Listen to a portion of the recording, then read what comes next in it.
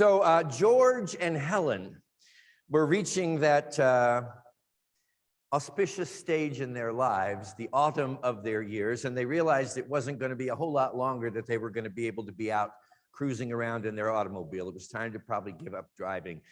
So they decided to take one last jaunt out here on Woods Chapel Road.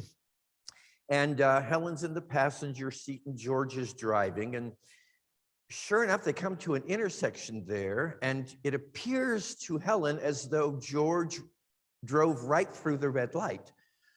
But she wasn't completely certain, so she withheld any comments at that point. And they came to another intersection, and the same situation occurred again, where she was just sure that George had just driven through this red light again. At the third intersection, it happened again, and this time Helen was certain. And she said, George, I cannot believe that you are driving this automobile. You've just run through 3 red lights. We could have lost our lives. And George turns to Helen and says, dear God, am I driving?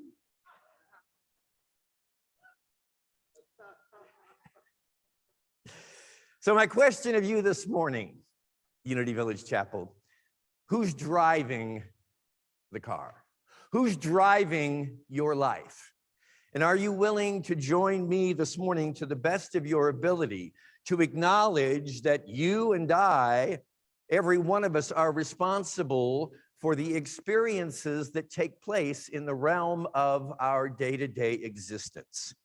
Now, that statement might seem a little bit overwhelming. It certainly does to me. Even after the many years that I've been espousing that from platforms, I still think, am I really willing to accept complete responsibility for all the experiences? And most especially my reaction to those experiences. Am I willing to realize that I am driving my own life? I'm the driver of my own life. And friends, I believe that all of us in this room and all of us on this planet are responsible for driving our lives. But many of us don't really realize that we're even driving, or that we have the ability to steer the automobile or the vehicle of our existence according to the content of our consciousness or our minds. And this morning, I'm just going to extend that invitation to you to go still deeper into this recognition that we have far more to do with the experiences that come across the path of our existence than perhaps we have ever actually realized. I wonder if you are fully aware of how important it is to know what is important to you. You may say, well, of course I know what's important to me, but have you really taken the time to sit down and consider what are the most valuable aspects of your existence while we're experiencing this ultimately short and fleeting time of human life and experience? What I've found, and I've been working on this now I was actually just sitting down here a moment ago thinking, I think I've been working on this concept for about almost 50 years of really looking into what matters in my life, because I believe that what matters becomes matter. What matters to you, what matters to me, what's important to you, what's important to me becomes actual matter or physical, tangible experience in our lives. And this, of course, is rooted in Unity's fundamental principle, the law of mind action, which you just opened the service reminding us of the power of that.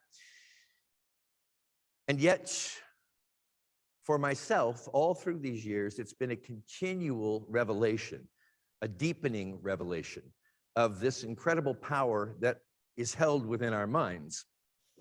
So what matters turns to matter. Let me share a little story with you, because in terms of taking responsibility for life experience, I love this tale of a husband and wife. They're newlyweds. They just moved into a new home that they bought. Very excited. It has a lovely little breakfast nook in the kitchen. And they can sit out, and from that vantage point, they see their own backyard as well as the backyard of many of the neighbors in the neighborhood. And on this particular morning, the husband is sort of buried into his cell phone, checking to see what's happening in the world. And And the wife is there looking out into the backyard, and she glances over into the neighbor's yard, and she sees hanging there on the clothesline a lot of really dirty laundry. She says to her husband, "Oh my gosh, that poor lady next door. She doesn't know how to do laundry. Look at that, it's disgusting. It's got stains all over it, and something needs to be done. Somebody needs to talk to her." But she puts it to rest, and they come back a few mornings later. Once again, the neighbor's laundry is out on the line. She takes a look at it, and she says, "It's even worse today than it was a week or two ago." And I feel compelled to go over and talk to her. And finally, the third time she sees it out there, it's just now totally disgusting. And on the last occasion where she comments to her husband about the nature of this woman's laundry, she's astounded because there it is hanging out on the line again, only this time there's not a spot, there's not a blemish anywhere on it. And she's just totally amazed, and she says to her husband, "Look, it's incredible. Somebody finally must have talked to her, and she's learned how to do this right." And the husband says to the wife, "Either that or I washed our windows." Kind of stings, doesn't it? But this is what I mean. How many of us have been going through our lives pointing at the neighbor's laundry when all the while it is the window of our own perception that is the culprit here, that is the challenge? And what I want to talk to you about this morning is mastering the art of window washing in our lives. Mastering the art, first of all, of recognizing that what matters to us is creating the window through which we perceive life, and then the importance or the significance of all of us doing our part to make sure that window is clean and clear. Some of you know perhaps that I'm an advocate of the teachings of unity for sure all my life, but also of A Course in Miracles. I remember back in the 1990s when I was first exploring Course in Miracles, and a lot of people were not too happy with me because they said, "Well, you're a representative of unity." And what I came to realize is I am a representative of spiritual awareness whenever and wherever I can find it. And I really believe, I'm going to stand on my soapbox here for just a minute, I really believe that there is a letter to the unity way of life, and we all know that, 5 principles, 12 powers, whatever it may be. And then there is a spirit to the unity way of life. And for me, that spirit was captured in the lives of Charles and Myrtle Fillmore, my friends. And what they did was they realized they had problems, they had troubles, they had difficulties in their experience. And they began a search. I believe the greatest key they bring us is the power of an open mind. They became explorers, adventurers, and they began looking into all the different religious philosophies and persuasions in the world, gathering what worked for them, beginning to recognize what was important to them. And I don't think their aim was ever to create a religion in particular. I think they were asking me to do the same thing. Stay open-minded. And when you perceive anything that relates or resonates as being spiritual truth or reality within you, incorporate it into your own personal religion. Yeah, I just said you are responsible for creating your own religion. And there's not a religion, including unity, out there that is going to completely resonate with the truth, with the value system, with the belief system that resides within your heart right now. You have to make that for yourself. And I believe that spirit that they left to us in this room today very much is key to living truly in the spirit of the unity way of life. I found that in A Course in Miracles, and I have found it in many, many other very, I think, brilliant texts and words of various speakers and such. Here's what I think is maybe the most valuable assemblage of words in A Course in Miracles. This is salvation's keynote. Now, remember, in unity, when we're talking about salvation, we're not talking about anybody or anything outside of us trying to save us. We're talking about taking responsibility for our own salvation through recognizing the power of our minds and sort of cleaning our windows. This, Course in Miracles says, is salvation's keynote. What I see reflects a process in my mind. What I see, what I perceive, reflects a process in my mind which starts with my idea of what I want. From there, the mind makes up an image of the thing the mind desires, judges as valuable, and therefore seeks to find. These images are then projected outward, looked upon, esteemed as real, and guarded as one's own. My friends, that's the power of your mind. I believe literally it is creating your external reality. It is projecting that which you value out into your day-to-day experience, which is why, again, I reiterate, it's so important to know what's important to you. You're always going to find that your life experience is a reflection of that which you value. So I ask you again, what do you value the most? Now, a lot of us believe that we're quite familiar with our value system. And yet what I have found is that a continual exploration of what is important to me reveals a number of different subsets of values in my life. There are the values that I will profess to you and to the world. This is important to me. This is important to me. I like to talk about it because it reinforces their importance in my life. And yet, if I'm perfectly honest, I have to say that I don't live up to all my professed values. I've got those values that I esteem and that I'm proud to tell you about, and I've got other values that contradict those values. So it becomes a process of refining my value system. And this is ongoing for me, refining my value system. We also have values that are conditioned values. These are values that have been oftentimes very lovingly and benevolently passed on to us by well-intentioned parents and teachers and ministers, and we adopt them because we think they're the right values to hold. But perhaps we have never really taken them into our heart to see if they resonate as being our values. What we're after here, my friends, is a set of unconditioned values, not values that were passed on to us by other people, no matter how well-intentioned they were, but values that are coming right up out of our own heart. And you know it when you find one of those, don't you? You know when you hear something and it's like, that's it. That's it. That's what you want to grab hold of. That's what you want to incorporate into your value system. And those areas where perhaps you become aware that you've adopted a value simply because it was passed on to you or because the masses or social conditioning has encouraged you to adopt it, you have the ability to decide for yourself. And I believe it's the most important single responsibility any of us have, to decide what you will value, what's important to you.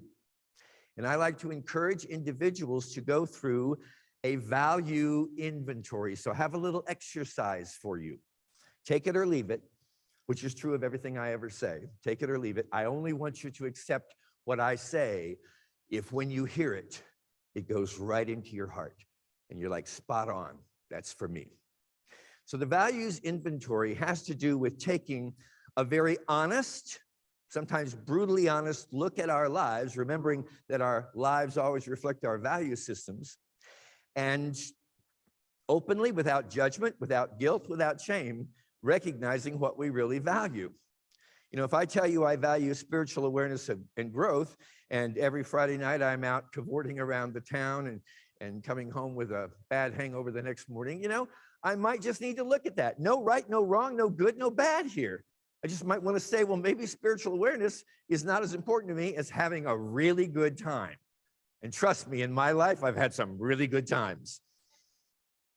But as I look at that, I have to say, where might there be inconsistencies between what I think or say I value and how I actually live my life? And so the exercise I'll offer to you today, and it can take as much time or as little time as you want to give it, is to look at 3 basic arenas of your life, starting with your environment. When you get home today, just take a look around your home and carry with you a pad and a paper, or pad and a pencil, and just write down the things that you are observing in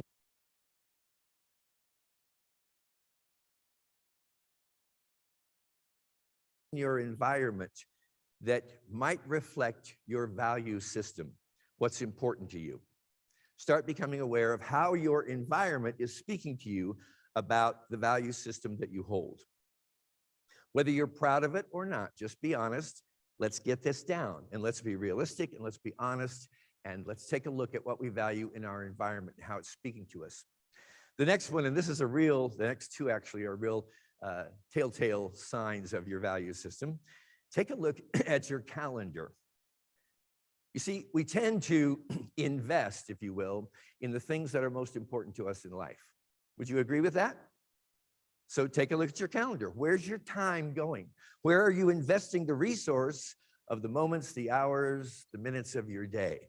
And again, just write it down. I do this, I do this, I do this. Because this is going to reveal to you what your value system is, what's most important, remembering that what matters to you becomes matter in your life. The next one is your bank account. Where are you putting your resource of financial well-being and goodness? What are you investing in financially? What are you investing in terms of your time? And how is all of this revealing to you where you really are? Now, the next step in this process has to do with, you have a long list now because you've gone through your bank account. And I just did this a few months ago when I moved back to Kansas City, because I find that periodic value inventories are helpful. You know, your value system is not stagnant. It is constantly changing. You don't value the same things today that you valued 5 years ago, 10 years ago, 20 years ago. So you want to continually stay on top of it. Take a look at it from wherever you are right now and write down everything, just single words that describe the values that you're identifying as you go through your environment and your calendar and your bank account. Now you're going to have this big, long list of things that are valuable to you, some of which you're very proud of and you'd like to shout to the world, and others of which perhaps you'd like to keep to yourself, but you've identified them honestly. Now, the next step is that's the definition of your value system. The next step is to refine that. In other words, go through this list that you've accumulated of what you've discovered to be most important to you and start to refine it into some categorizations. What we're after here is ultimately to confine the value system in this moment into 4 to 6 words that are easy for you to remember. Remember, where attention goes, energy flows, and results follow. So it's one thing to identify, really feel like, okay, I've got a good handle now on what's important to me, not what's important to grandma and grandpa, as wonderful as they were, not what's important to that 5th grade teacher that was so wonderful in my life, but what's important to me. And I'm going to bring this down into 4 to 6 words that will constitute my core value system at this point in time, recognizing it's completely open to evolution and to deeper understanding. Now you're going to have these 4 to 6 words that you can begin to work with in many different ways in your life, my friends. This morning, I want to share one way that I have employed to bring my value system into greater focus. And the reason for this, friends, I've never found anything more fulfilling in my life than discovering what really is important to me and living in integrity with it. You see, when you're trying to live in integrity with somebody else's value system or belief system, it's stressful. When you live in your own value system, it's fun, it's rewarding. You can be, and I don't care what your value system is. The power of your mind doesn't care what your value system is. Just go for it, especially if it's resonating and coming up out of your heart. So I started doing this process that I'm going to share with you a number of years ago, probably back when our son Erin was born, and we didn't have enough money to buy diapers. I was working here at Unity Village, and I'm not going to reveal what my salary was at that time, but I'll tell you, nobody in the room today would be working for that salary. So it was stressful to try to find how we're good. So I put diapers in the value book. At that point, it was a gold book, manifesting diapers for our newborn son. It doesn't matter. This works for anything, no matter how noble or brilliant you might think it is, or how simple, mundane, and everyday it may be. I put them into a book, and I brought mine with me this morning so I could share a little bit of this. Because here's the thing, friends. Something happens when you commit your value system into writing. There's something about writing it down that registers it on different levels of your brain and your mind. There's something else then about reviewing what you write down on a regular basis. For me, it's every morning, and I call this little 3-ring binder the morning book. Now, this dates me because most of the people that have adopted this system in their lives actually don't use 3-ring binders. They're fast becoming obsolete. but I like the tactile aspect of this. There are many electronic morning books in the midst of people who have heard these lessons on the importance of value. But to me, I love being able to do it for a couple reasons.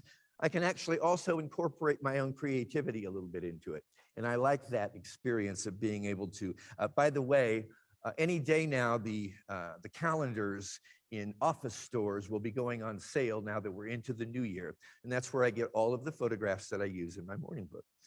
Some that are especially inspiring to me. My value system, and these are my core values, are peace, praise, love, joy, health, and wealth. Now, I'll just throw those words out at you, but that's after years and years of refinement for me. It may not be complimenting my intellect to be able to say that, but I've really given them a lot of thought. And I offer a page, one page for each of my core values in this book, which I review every morning, sometimes by candlelight, especially since I moved back to Missouri. I do not have the luxury of a fireplace, so I have taken up an addiction toward candles, burning candles, to give me a sense of warmth. So while I'm in the candlelight and peaceful music playing in the background, I realize my first value is peace. Beneath that, I have accumulated all the other words that came to mind when I did my values inventory. So they're supporting that one core value of peace. That includes spiritual awareness, solitude, silence, ease, calm, balance, freedom, comfort, meditation, relaxation, minimalization, order, cleanliness, efficiency, simplicity, confidence, all supporting that one core value of peace. From there, I go to another page of praise, and so on and so forth, it unfolds. I've also taken the content of this morning book, now that we have so much technology and ability available to us, and I put them into just sitting down in front of my phone, recording like a 15 to 20-minute meditation on each of these. One that I play every morning and one that I play every evening as I'm going to sleep. Friends,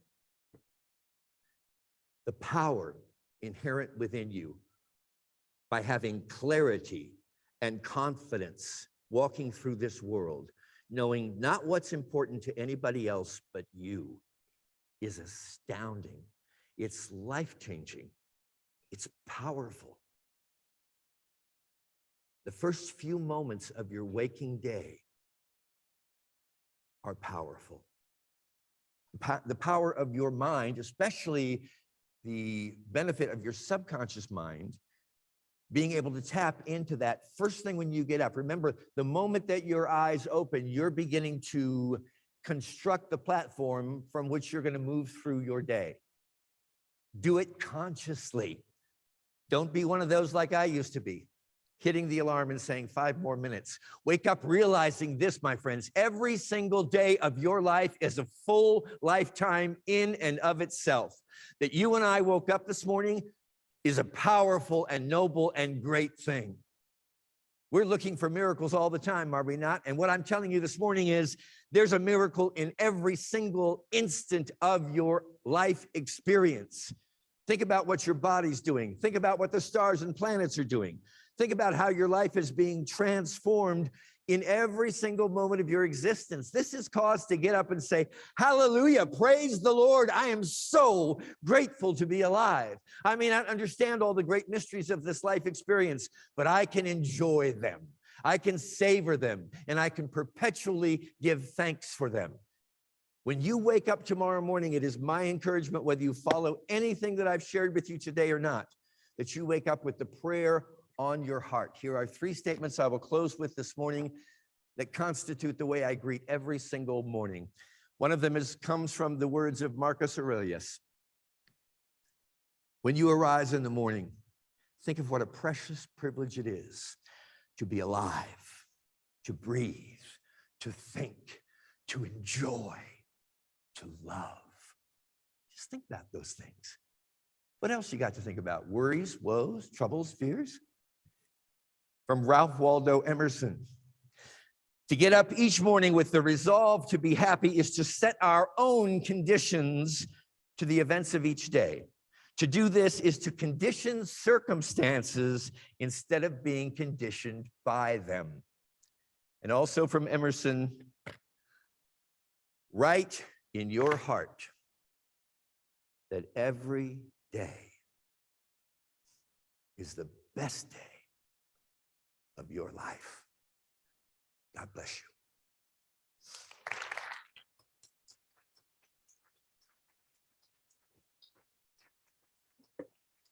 So thank you. All righty. Now I'm going to inflict upon you one of my morning values meditations, but I invite you to just relax and contemplate the gift that it is to think, to love, to enjoy, to be alive. This is indeed the day that the Lord has made. We rejoice and we are glad in it. Take a moment to contemplate peace. A peaceful mind, a peaceful heart. They are priceless. Peace isn't something, dear friend, you have to go after and search for. It's your natural way of being. Take away all the conditioning, all the programming, and what do you find? You're a pillar of peace, a peace that passes all understanding, a peace that can stand in the midst of any life turmoil, stress, or challenge, and it will reign over all.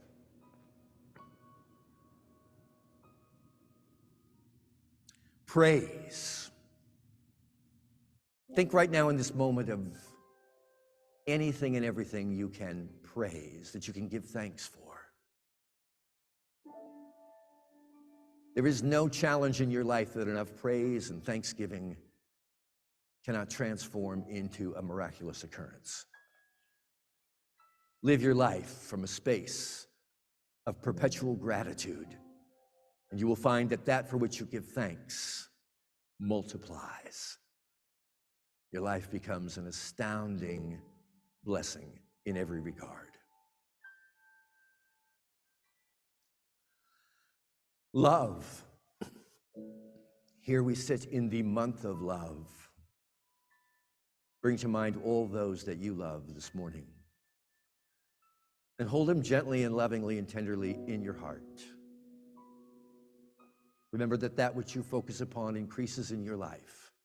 And when you take the time to truly dive into the love that you feel for individuals, for situations, and for life itself, it grows. You want more love in your life? Be more loving.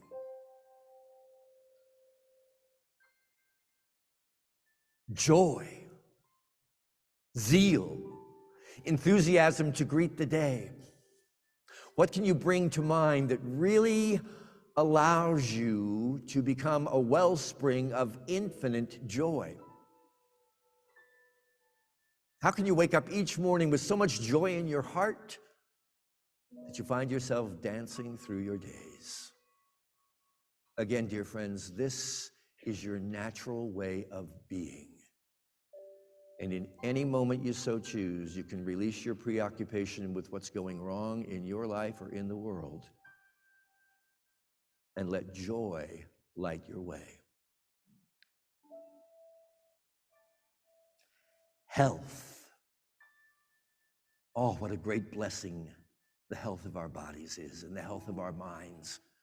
Let us not take any of this for granted for a moment.